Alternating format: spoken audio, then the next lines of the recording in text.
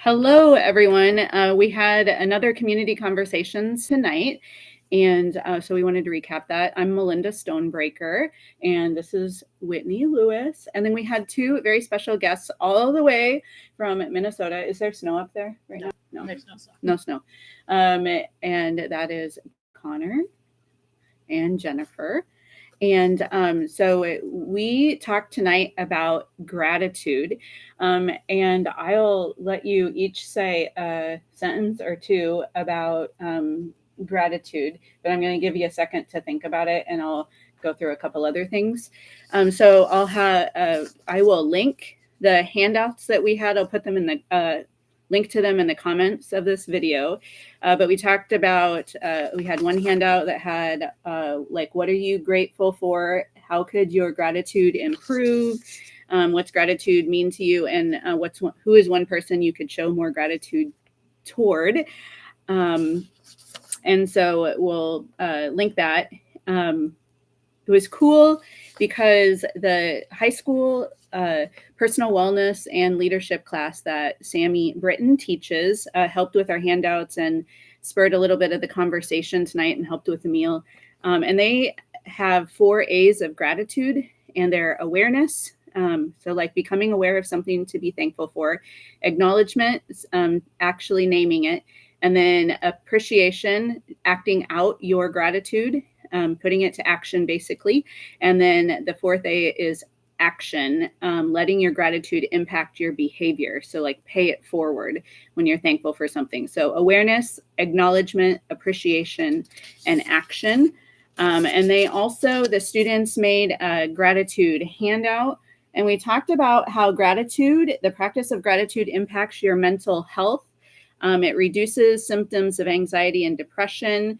People with higher gratitude have a 9% lower risk of death. Not everybody dies eventually, but it lowers your risk of serious illness. Also, gratitude increases your positive emotions by 25%, reduces stress by 23%, boosts your well-being by 10%, and improves sleep quality by 25%. So anyway, they made a handout and I'll link that also. Jennifer and Connor, what are some things that you think about gratitude or things that you have learned about gratitude over your journey? And maybe I should first have you mention what your journey is in brief. Mm-hmm. Sure. Thank you for having us, but we were here, we spent 265 days this past year in the hospital, waiting for a heart transplant. Connor received a heart transplant this year. And so that is that's how we got to know Whitney and the group. And I think the biggest thing that we came up with about gratitude is to live every day for the day that it is. Being grateful for today and not looking always to that big picture. Not always looking for what we were hopeful for is that new heart, because we kind of got let down day after day after day, and we stopped being grateful for the little things every single day. And so that was our biggest takeaway from the year, is to be grateful for today and enjoy today, and the little things along the way. Very good. Do you want to add to that, Connor? I was going to say the same thing. Okay. Because that really was, they talked about their practice of being thankful every day, of having, I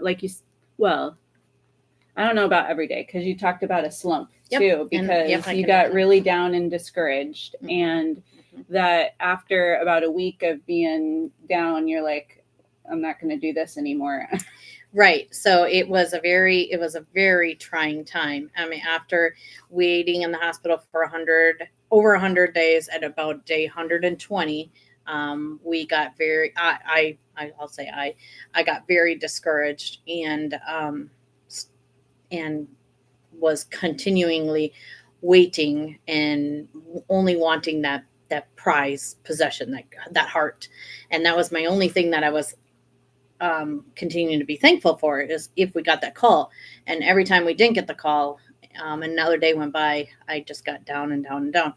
And I said, by the grace of God, he spoke to me. I had said, what if today is the best day? What if today is the day and we're not living there? Right. We're not enjoying the moment right now.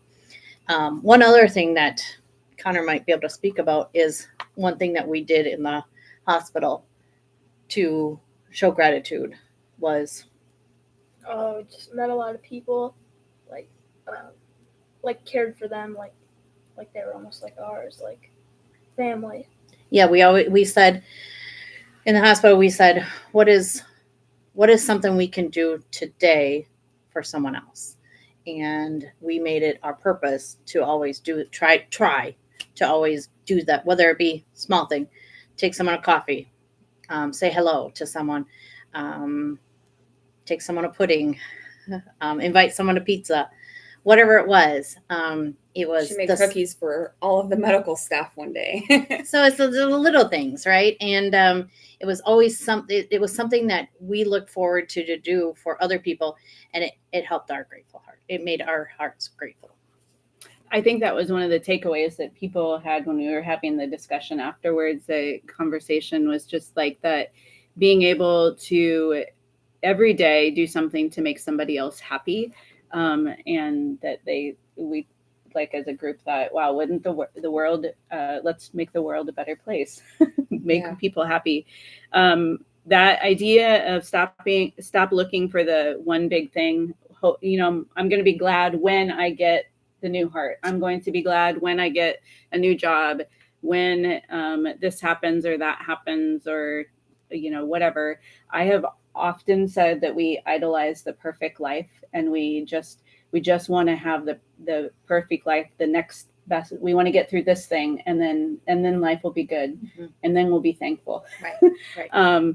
But what you have taught us, and the practice of gratitude shows, is that actually you're healthy, and it's good when you are thankful and practice gratitude.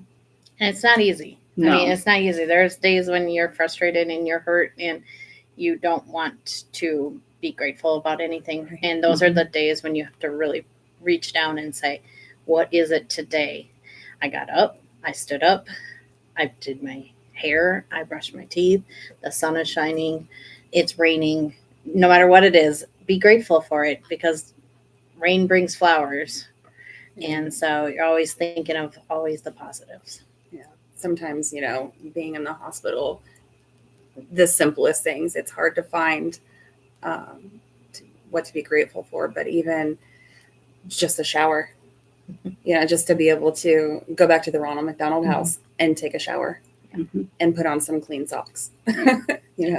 One thing that Connor did that amazes me is every single one of those days while we waited for a new heart, he had a prayer chain. And we linked the chains in there. And do you want to share what your prayer? I tried to pray for everybody before I prayed for myself. So I'd pray for kids if they need heart, or if they need to get more healthy and they're sick, and everyone, their parents. And then I would maybe add on at the end, maybe give me a heart. And I, as a mom, was ready to say, can you start praying for your new heart? Because I want to go home. Right. But it was amazing. And that's what made him have that grateful heart, was praying for other people and seeing them be happy with the things that they received. Yeah. We got a letter from Connor on our hospital door. They tried to sneak down and put an encouraging note on Avery's door even. Oh, great. Yeah. Anything else you want to add? Okay. Well, we try to keep these recaps fairly short. I will say, again, we're meeting on the 21st. Next time will be December. and it's a winter solstice, and we're going to, I'm saying it's the winter solstice because that means that it is the longest night of the year, or the day with the 24 hours with most darkness. And it falls right near the holiday times when everybody thinks that we need to be happy and cheerful. And sometimes we don't feel that way. So our topic will be sadness around the holidays. We're having a soup supper that night. It starts at 6, and then we'll have a conversation. And the students in Mrs. Britton's class have been working on some more things for that as well. And so just it's a time that you can come and be aware of your own feelings and the feelings of others. And we can talk about ways to cope with sadness and just allow ourselves to be in that place and to be encouraged by being together with others. And that's really what Community Conversations is about. If you are a person that would like to join in a community worship service at that night on at 5 o'clock, we'll have a Blue Christmas service in the sanctuary, and then it'll be over in time to have dinner at 6 o'clock, and then the conversation following. So everyone's invited to that, and thank you so much, Connor and Jennifer, for coming all the way down here, and I hope you enjoy a little bit of our town, and just know that you are really an impact for us, and we are grateful for you and just for the connection that comes from sharing stories. Thank you. Thank you. Happy Thanksgiving, everyone. Yes. Bye.